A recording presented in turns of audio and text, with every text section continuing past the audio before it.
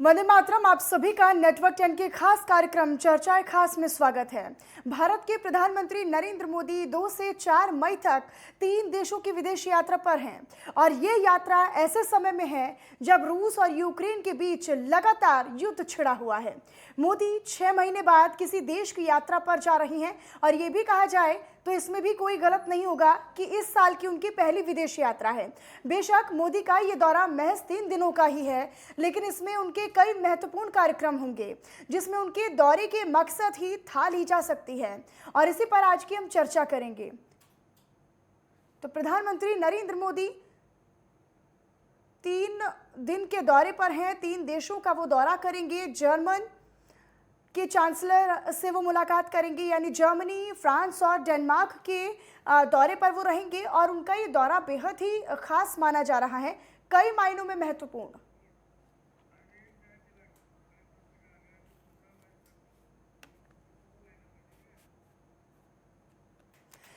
तो मोदी का ये जो दौरा है वो 3 दिनों का है, लेकिन ये 3 दिनों का दौरा उनका 3 देशों का है और इस साल ये उनकी पहली विदेश यात्रा है। क्या कुछ खास इस विदेश यात्रा से समझा जाए, इसी पर आज चर्चा करेंगे। हमारे साथ 2 खास मेहमान हमारे साथ जुड़े हुए हैं। वरिष्ठ पत्रकार निरंजन पोद्दार जी हमारे साथ जुड़ चुके हैं इस चर्चा में शामिल होने के लिए। इनके अलावा अरविंद जय तिलक जी वरिष्ठ पत्रकार के तौर पर ही हमारे साथ जुड़े हुए हैं। आप दोनों का बहुत स्वागत है नेटवर्क 10 पर अपना समय हमें देने के लिए, चर्चा में शामिल होने के लिए।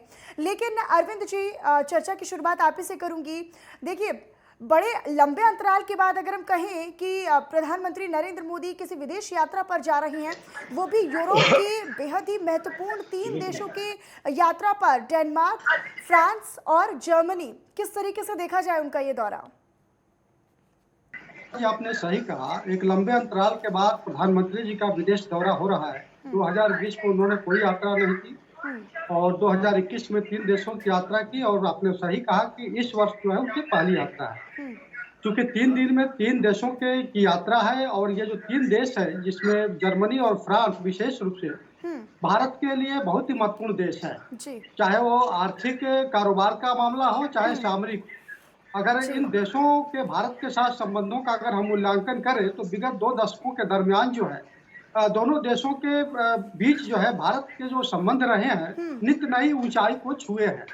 प्रधानमंत्री जी पहले जर्मनी की यात्रा करेंगे। जर्मनी और भारत के संबंध जो है 70 साल पुराने हैं। 2021 में दोनों देशों ने अपने संबंधों का जो है हर्षोल्लास के साथ मनाया और देखा गया कि आप चाहे न्यूक्लियर सप्लाई ग्रुप जो परमाणु आपूर्तिकर्ता समूह में भारत की सदस्यता को लेकर के बात हो, सुरक्षा परिषद के विस्तार की बात हो या कश्मीर मसले पर जो है जर्मनी जो है भारत का जम करके समर्थन करता है। दूसरी महत्वपूर्ण बात की अगर दोनों देशों के बीच कारोबारी रिश्ते को देखा जाए तो इस वर्ष तकरीबन जो है 1,66,000 करोड़ दोनों देश के बीच जो है कारोबार हुआ है। और मजेदार बात यह है कि भारत की तमाम कंपनियां जो जर्मनी में काम कर रही हैं, विशेष रूप से चाहे वो टाटा की कंपनी हो, ग्रेफाइट इंडिया हो या फिर आपका महिंद्रा एंड महिंद्रा हो, जर्मनी की तमाम जो है कंपनियों का अधिग्रहण कर रहे हैं और भारत में जर्मनी जो है खूब बढ़िया से जो है निवेश कर रहा है। और आप देखिए तो जर्मनी द्वारा जब 1958 में 58 में जब राउरकेला इस्पात संयंत्र का स्थापना किया गया, भागीदारी उसमें जर्मनी निभाया, तो वह जो है काफी कुछ जो है भारत के लिए वो संबंधों का जो है वहीं पे कह सकती है कि शुरुआत यानी अरविंद जी, पीएम के दौरे में कुछ बिजनेस समिट्स भी हैं, जिस तरह का आप निवेश का भी जिक्र कर रहे हैं, निश्चित तौर पर समझा जाए कि भारत में निवेश की और उम्मीदें बढ़ सकती हैं। बिल्कुल आपने सही कहा। भारत में देखिए skill India, make in India, digital India, कई ऐसे कारोबार चल रहे हैं, तो निसंदेह जो है जर्मनी की सहायता आवश्यक हो जाती है। और मजेदार बात यह है कि 2015 में जो जर्मनी ने एक जो है रोड मैप जो है रेलवे हाई स्पीड का जो रखा था, उस पर काफी हमारे समझ से जो है बातचीत भी आगे बढ़ी है। तो हो सकता है कि प्रधानमंत्री जी जा रहे हैं तो इसमें जो है हाई स्पीड रेलवे में जर्मनी बड़ा निवेश कर सकता है। और चूंकि मेट्रो में जर्मनी का निवेश पहले से ही रहा है और जो सबसे बड़ा प्लेटफार्म है दोनों देशों का, जो इंटर गवर्नमेंटल जो कंसल्टेशन है, इसके जरिए ही दोनों देश आगे बढ़ रहे हैं। और जब आपका ये 6ठा संस्करण पर बातचीत होगी तो उसमें दोनों देशों के मंत्रालय समूहों की भी भागीदारी होगी। तो मुझे लगता है कि इन सब मसलों पर तो बात होगी ही, साथ ही जिस तरह से रूस और यूक्रेन के बीच युद्ध छिड़ा हुआ है बिल्कुल। और उसको लेकर के भी अभी आपने देखा कि विदेश मंत्रालय के जो प्रवक्ता द्वारा उस पर तो स्पष्ट जवाब नहीं दिया गया, लेकिन इससे इनकार भी नहीं किया। यानी भारत का अपना जो एक गुट निरपेक्षता और तटस्थता की जो नीति है, उस पर प्रधानमंत्री इन देशों के सामने अपनी बात रखेंगे और साथ ही जो है किस तरह से वहां पे युद्ध विराम हो और उसमें जर्मनी, फ्रांस की जो यूरोपीय देश है, इनकी भूमिका महत्वपूर्ण हो, उसको लेकर के भी बिल्कुल। बातचीत और आगे बढ़ जब सकती से है। विवाद शुरू हुआ है यूक्रेन और अगर हम बात करें रूस की जंग की, तो हमेशा से भारत का रुख बिल्कुल साफ रहा है। भारत हमेशा ये कह रहा है कि मध्यस्थता के माध्यम से ही इस जो पूरा मसला है, जो पूरा विवाद है, उसको सुलझाया जाए। लेकिन निरंजन जी, देखिए 3 देशों का दौरा, 3 दिन का दौरा रहेगा पीएम मोदी का, कई मायनों में खास रहेगा। कई सारे निवेश की उम्मीदें भी हैं, कई सारी बिजनेस डील्स हो सकती हैं, कई सारी चीज़ें हैं जिन पर बात बन सकती है, क्योंकि पुराना साथी रूस है। लेकिन ऐसे में इस वक्त, क्योंकि रूस और यूक्रेन के जो हालात हैं वो अभी दुनिया में किसी से छिपे नहीं हैं, क्या वहाँ पर हालात हैं वो हमारा आप सब जानते हैं। लेकिन इसी बीच अगर पीएम मोदी इन 3 देशों का दौरा कर रहे हैं, किस तरीके से समझा जाए, किस तरीके से देखा जाए, क्या इस पर भी चर्चा हो सकती है कि रूस और यूक्रेन के विवाद को लेकर क्या कुछ आगे किया जा सकता है नाटो की तरफ से, क्योंकि नाटो के ये तीनों ही देश बड़े महत्वपूर्ण अंग हैं। देखिए मनीषा, मैं शुरुआत करूंगा 2014-15 से, जब से नरेंद्र मोदी जी इस देश के प्रधानमंत्री बने हैं। उसके बाद में जिस तरीके से, मैं यूं भी कहूंगा कि जिस तरीके से अपोजिशन ने एक मजाक उड़ाया, इनके जो विदेशी दौरों थे उनका एक मखौल बनाया, लेकिन आज जिस तरीके से अंतर्राष्ट्रीय लेवल पे भारत की एक धमक दिखाई दे रही है, ये आज सबको इस चीज का इन्होंने जवाब दे दिया। और जो वर्तमान निरंजन जी, जी, मैं लौटूंगी आपके पास। मेरा सवाल आपसे यही रहेगा, बरकरार रहेगा। आपकी आवाज़ अभी क्लियर नहीं आ पा रही है, एक बार फिर से कनेक्ट करने की कोशिश करेंगे। जी, जी। लेकिन अरविंद जी, आपकी तरफ रुख करती हूँ, यही मेरा सवाल आपसे भी रहेगा कि इस समय जब यूक्रेन और जो रूस है उसके बीच विवाद चल रहा है, ऐसे में भारत के पीएम का दौरा करना, वो भी उन देशों के साथ जिनका नाटो में एक बहुत बड़ा योगदान है और बहुत महत्वपूर्ण ये देश माने जाते हैं नाटो में। बिल्कुल आपने सही कहा। देखिए, किसी भी देश की जो है कूटनीतिक व्यवस्था को बदल देना आसान कार्य नहीं होता है, लेकिन प्रधानमंत्री मोदी ने जो है, चाहे यूरोप हो चाहे यूएस हो, उसकी जो कूटनीतिक सामरिक साझेदारी भारत को लेकर जो परंपरागत थी, उसमें काफी बदलाव किए हैं। एक वक्त हुआ करता था कि भारत या तो रूस के खेमे में रहे या अमेरिका के खेमे में रहे। अमेरिका साफ कहता था कि जो हमारे साथ नहीं वो हमारा शत्रु है, लेकिन परिस्थितियां पूरी तरह बदली। आपने बिल्कुल सही कहा कि तीनों देश नाटो के सदस्य देश हैं और नाटो की अगुवाई जो अमेरिका करता है, ऐसे में भारत जो है इन देशों के साथ अपना तालमेल कैसे बिठाएगा। स्वाभाविक रूप से भारत ने दोहराया है कि तटस्थता की हमारी नीति है, गुट निरपेक्षता की नीति, हम उस पर अभी भी कायम है। और जिस तरह से पिछले दिनों विदेश मंत्री जयशंकर जी ने जो है यूरोपीय कंट्री के तमाम देशों को आईना दिखाया कि जब भी एशिया में कोई घटना घटती है, चाहे वह भारत चीन के सीमा पर हो, चाहे वह अफगानिस्तान की समस्या हो या बर्मा में जो को लेकर के रोहिंग्या का, उस पर जो है यूरोपीय देश कुछ नहीं बोलते हैं। वो चुपचाप रहते हैं, केवल भारत और यूरोप के साथ कारोबार बढ़ाने की बात करते हैं। लेकिन जब हलचल यूरोप में मचती है तो वह भारत की तरफ जो है इशारा करते हैं कि भारत का रुख क्या होगा। तो यह स्पष्ट रूप से प्रधानमंत्री जी के जाने से पहले ही जयशंकर जी ने स्पष्ट कर दिया है कि हमारी जो पॉलिसी है, जो हमारी कूटनीतिक, सामरिक और रणनीतिक जो साझेदारी है, उसको लेकर हमारी नीति स्पष्ट है। तो निसंदेह जो है, जो कुछ भी मसला वहां पर होगा, सबसे अधिक वह आर्थिक कारोबार का होगा। सामरिक जो है नए जो समझौते को आकार दिया जा सकता है, अमली जामा पहनाया जा सकता है। और भारत की प्राथमिकता में निश्चित रूप से जो है रूस यूक्रेन युद्ध को विराम लगाना है, तो भारत अपनी उसी भूमिका पर रहेगा जैसा कि कहता आ रहा है। जी बिल्कुल, कहीं ना कहीं हमेशा से जो रुख है वो भारत का साफ रहा है विवाद को लेकर, जब से विवाद की शुरुआत हुई है। निरंजन जी, लेकिन देखिए जिस तरीके से हमने जिक्र किया कि इस समय, क्योंकि बेहद ही संवेदनशील समय है, यूक्रेन और रूस विवाद थमने का नाम नहीं ले रहा है, क्या कुछ परिस्थितियां हैं वो हर कोई जानता है। ऐसे में मेरा सवाल आपसे भी यही रहेगा कि आप किस तरीके से इस दौरे को समझ रहे हैं, किस तरीके से देख रहे हैं, क्योंकि नाटो के तीनों ही महत्वपूर्ण ये सदस्य हैं, और ऐसे में किस तरीके से समझा जाए इस दौरे को लेकर। देखिए मनीषा, ऐसा है कि जब से ये रूस और यूक्रेन का युद्ध छिड़ा है और उसके बाद में यूएन के अंदर जिस तरीके से भारत ने अपना स्टैंड दिखाया है, तो कहीं ना कहीं भारत जो यूएन के जो देश हैं, ये नाटो के जो देश हैं या यूरोपियन यूनियन के जो देश हैं, उनके अंदर कहीं ना कहीं भारत रसिया के साथ खड़ा हुआ दिखाई दे रहा था। तो निश्चित रूप से कहीं ना कहीं थोड़ा सा संबंधों में इस चीज को लेकर के कहीं ना कहीं थोड़ा, अगर मान लीजिए कोई भेद होता है, और जिस तरीके से नरेंद्र मोदी जी की जो टीम है, खासकर मैं डिप्लोमेसी की टीम की बात कर रहा हूँ। निरंजन जी, आपकी ऑडियो में एक बार फिर से वही दिक्कत आ रही है। जी, उसको करेक्ट करने की कोशिश करेंगे, एक बार फिर से आपसे कनेक्ट होने की कोशिश करेंगे। अरविंद जी, देखिए ऐसी भी ये भी जानकारी है कि देखिए जो पीएम मोदी है वो अपने इस दौरे के दौरान भारतीय समुदाय के लोगों से भी जगह जगह पर मुलाकात करेंगे। इस पहल को किस तरीके से देखा जाए? हेलो किशिया, बिल्कुल बिल्कुल आपने सही कहा। देखिए भारत की तमाम जो कंपनियां और कारोबारी लोग जो है जर्मनी में, फ्रांस में, डेनमार्क में काम कर रहे हैं, और स्वाभाविक रूप से अपनी अर्थव्यवस्था को किस तरह ऊंचाई पर पहुंचाना है और दोनों देशों के बीच किस तरह से जो कारोबारी रिश्ते हैं उनको आगे बढ़ाना है, उसके जरिए जो है प्रधानमंत्री जी का एक स्वभाव भी रहा है कि जिस देश में जाते हैं वहाँ जो अपने देश के कारोबारी हैं उनको जो है कहीं ना कहीं संबोधित करते हैं। कुछ इस तरह का समिट जो है जर्मनी में भी होने जा रहा है, और इसके अलावा जो है डेनमार्क में भी जो भारत नार्डिक जो समिट होगा उसको भी वो संबोधित करेंगे। तो स्वाभाविक रूप से कहीं ना कहीं भारत में जो परिस्थितियां आर्थिक रूप से बदली है, और जो है भारत जो है 5 ट्रिलियन इकोनॉमी की तरफ आगे बढ़ रहा है, जिस तरह जीडीपी उछाल मार रही है, तो स्वाभाविक रूप से उन देशों को भारत जो है आकर्षित करने की कोशिश करेगा कि देखिए हमारे यहाँ जो है पूरी तरह से जो है निवेश की संभावना मजबूत है, हमारे यहाँ जो बुनियादी जो इंफ्रास्ट्रक्चर जो है पूरी तरह से तैयार हो चुका है, और यह सच्चाई भी है कि दुनिया के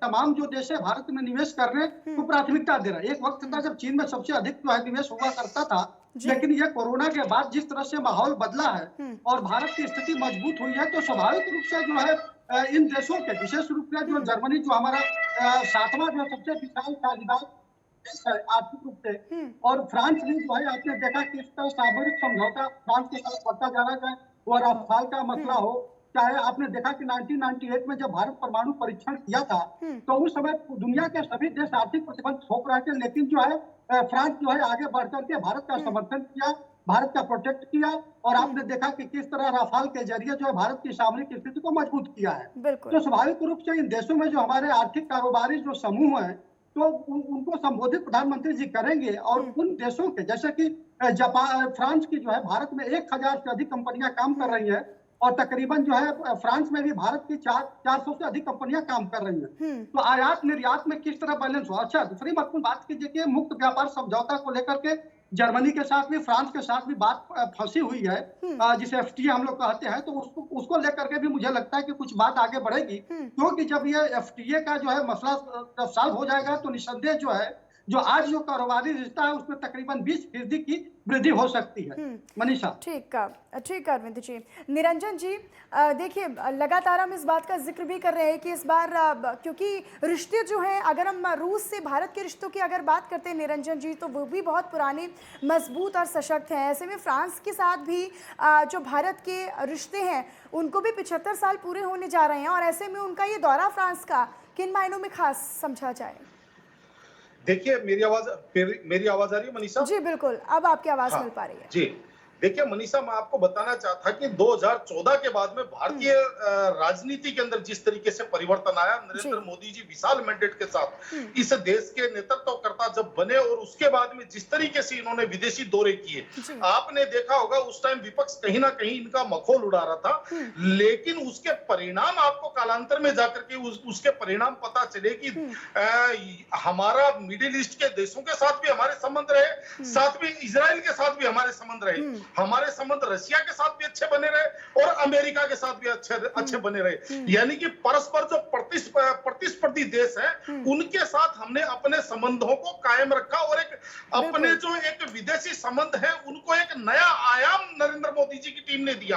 और जिस तरीके से नरेंद्र मोदी, अभी ये जो यूएन के अंदर भारत ने जिस तरीके से अपना स्टैंड लिया रशिया और यूक्रेन के युद्ध के दौरान, तो उससे कहीं ना कहीं भारत जो है वो रशिया के साथ खड़ा हुआ दिखाई दे रहा था। और जिस तरीके से यूएन के जो देश है या यूरोपीय यूनियन के जो देश है, नाटो के जो देश है, उनको ऐसा लगा कि भारत कहीं ना कहीं रशिया की तरफ झुकाव कर रहा है। और उसी दौरान जिस तरीके से नरेंद्र मोदी जी ने अब ये विदेशी 3 दिन का दौरा, और 3 यूरोपियन देशों का जो महत्वपूर्ण, सबसे महत्वपूर्ण देश इसके अंदर फ्रांस और जर्मनी को मैं कहूंगा, तो इनका जिस तरीके से इन्होंने प्लान किया है, निश्चित रूप से आप इस चीज को भी समझिए कि नरेंद्र मोदी जी जब भी विदेश यात्रा करते हैं तो मनीषा, एक तो इनका पहले से बहुत जबरदस्त होमवर्क होता है, बहुत जबरदस्त इनकी तैयारी होती है। और जिस तरीके से वहां जाकर के जो एक ये अपना एक आत्मीयता के साथ वहां के राष्ट्राध्यक्षों के साथ जिस तरीके से मिलते हैं,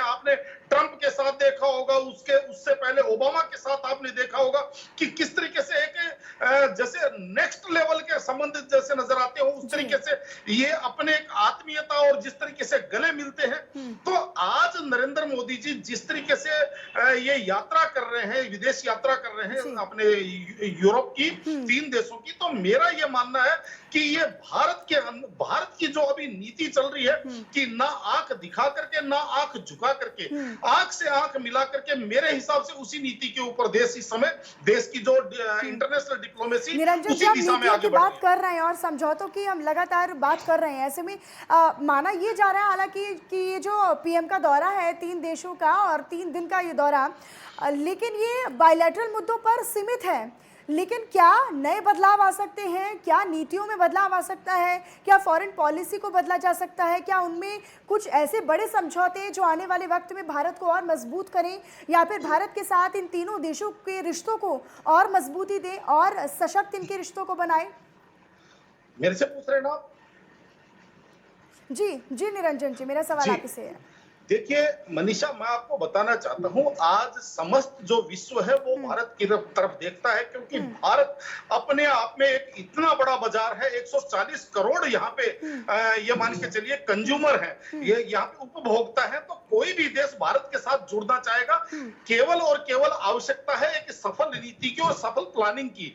उसके अंदर आज तक नरेंद्र मोदी जी ने कहीं कोई ये कह सकते हैं कि भाई ये कहीं फिसले नहीं है उस चीज के अंदर। और निश्चित रूप से आज तक किसी भी देश में गए, अभी आपने देखा होगा जैसे रूस और यूक्रेन के बीच में युद्ध शुरू होने लगा था, पाकिस्तान के प्रधानमंत्री इमरान खान कूद करके रूस गए और वहां नंबर बनाने की चेष्टा करी। लेकिन वो कहानी वो हो गई कि मतलब छब्बे जी बनने चले थे और दुबे जी बन के लौटे। तो भारत आज तक किसी भी अपने इंटरनेशनल जो इनका टूर है प्रधानमंत्री जी का, उसके अंदर निराशात्मक कोई टूर आज तक इन्होंने नहीं किया। और मेरे हिसाब से आज भारत की जिस हिसाब से बढ़ती हुई अर्थव्यवस्था है, इंटरनेशनल लेवल के ऊपर भी भारत की जो धमक बढ़ रही है, कहीं ना कहीं इस दौरे से इस चीज के अंदर बहुत बड़ा प्रभाव आएगा। और वो सारी चीजें हम जब इनके बीच में समझौते होंगे, जब वहां पे प्रेस कॉन्फ्रेंस होंगी, आपस में एक साझा प्रेस कॉन्फ्रेंस को ये संबोधित करेंगे, तो उस टाइम आपके और हमारे सामने दूध का दूध और पानी का पानी। निरंजन जी, और जिस तरीके से आप लगातार प्रभाव की बात कर रहे हैं कि जिस तरीके से पीएम जाते हैं देशों में और उनका जो प्रभाव रहता है, उनकी जो मजबूती उन रिश्तों में और उभर कर आती है, वो किसी से छिपी नहीं है। और लगातार इसी का नतीजा है कि अमेरिकी खेमे में कहीं ना कहीं रूस को नाटो से अलग थलग करने की और कहीं ना कहीं इंटरनेशनल लेवल पर अलग थलग करने की अमेरिकी खेमे में ये कोशिश है। लेकिन चूंकि भारत इतना सशक्त और इतना मजबूत है कि उसके जो रिश्ते हैं, उसके जो रिलेशंस हैं रूस के साथ और रशिया के साथ, उस कारण कहीं ना कहीं जो अमेरिकी खेमा है, कहीं ना कहीं वो भी असमंजस में है। विडंबना यही है कि अमेरिका इन्हीं जो संकट है उसी में कहीं ना कहीं फंसा हुआ है, क्योंकि रिश्ते जो हैं वो भारत के, वो रूस के साथ बेहद मजबूत हैं। निश्चित रूप से मैं आपको बताना, ये तो आपने देखा ही है कि जिस तरीके से जब रूस के खिलाफ वोटिंग की बारी आई यूएन के अंदर, तो उस समय भारत तटस्थ था, भारत ने वोटिंग नहीं करी। और उसके बाद में जैसे वहां पे यूक्रेन के अंदर जो सिविलियंस की जो हत्या थी, जो एक नरसंहार हुआ था, उसके ऊपर भारत ने जिस तरीके से रूस को फटकार भी लगाई है, तो आप इसी चीज से लगाइए, इसी चीज से आप ये समझ लीजिए भारत की आज विदेश नीति क्या है। चाहे वो रसिया हो, चाहे अमेरिका हो, चाहे ब्राजील हो, चाहे जर्मनी हो, चाहे कोई भी देश हो, चाहे कोई कितना ही अपने आप को शक्तिशाली देश बताता रहे, लेकिन भारत ने क्या साबित किया? भारत ने साबित किया कि प्यार भी है और आपको फटकार भी है। अगर आप कुछ गलत करेंगे तो हम आपको फटकार भी सकते हैं। तो ये जो चीजें हैं, यही चीजें सबसे ज्यादा महत्व रखती है। ठीक है। अरविंद जी, लेकिन देखिए जी। जिस तरीके से अगर हम बात करें कि तीनों देशों में हालांकि वो अपना दौरा करेंगे और तीनों में भारतीय समुदाय के लोगों से भी वो मुलाकात करेंगे, हालांकि इसका अपना एक महत्वता रहेगी, अपना एक खास प्रभाव रहेगा, लेकिन क्या समझा जाए कि क्या समाधान के लिए बातचीत हो सकती है इन तीनों देशों से, क्योंकि नाटो के जैसे कि हम लगातार जिक्र भी कर रहे हैं कि बेहद ही महत्वपूर्ण सदस्य हैं ये तीनों देश। अगर हम फ्रांस की बात करते हैं, डेनमार्क की बात करते हैं या फिर जर्मनी की बात करते हैं, तो क्या समझा जाए, क्या समाधान को लेकर कोई बातचीत हो सकती है यूक्रेन और रूस के बीच में जिस तरीके से विवाद चल रहा है? मनीषा, इसको हम लोग 2-3 संदर्भों में देख सकते हैं। देखिए, डेनमार्क की सबसे पहले मैं बात करूंगा तो भारत के साथ उसका कोई सामरिक कूटनीतिक संबंध उस ढंग का नहीं है जैसा कि जर्मनी और फ्रांस के साथ है। पिछली बार जो है वर्चुअल समिट में प्रधानमंत्री जी ने स्पष्ट कह दिया था कि डेनमार्क के साथ हमारा जो है हरित सामरिक गठजोड़ है, यानी कृषि के क्षेत्र में, वानिकी के क्षेत्र में, पर्यावरण है, जलवायु परिवर्तन है, मत्स्य है, इसमें ये हमारे जो है भागीदारी रहेगी।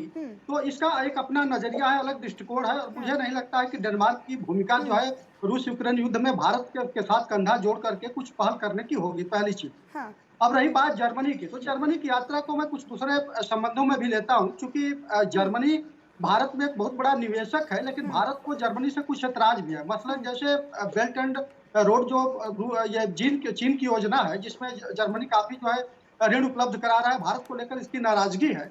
तो भारत की कोशिश ये होती है कि भाई आप चीन की तरफ ज्यादा झुकाव मत कीजिए, लेकिन चूंकि जापान जो है काफी कुछ जो है भारत में अपना इंफ्रास्ट्रक्चर भारत से हथियाने में कामयाब रहा है, जबकि वो जर्मनी चाहता है, तो जर्मनी की भी नाराजगी भारत को लेकर के है। तो मुझे लगता है कि प्रधानमंत्री जी इन दोनों देशों के साथ किस तरह से रिश्ते बैलेंस हो और जर्मनी का झुकाव जो है चीन की तरफ न हो, इस दिशा में जो एक पहल भी हो सकती है। रिश्तों को आर्थिक संतुलित कारोबार तो करने की कोशिश लगातार पीएम जी करेंगे जी और कहीं ना कहीं उनका जो मकसद रहेगा वो भी यही रहेगा, जिस तरीके से आप जिक्र कर रहे हैं अरविंद जी, की रिश्तों को संतुलित किस तरीके से रखा जाए, बरकरार रखा जाए।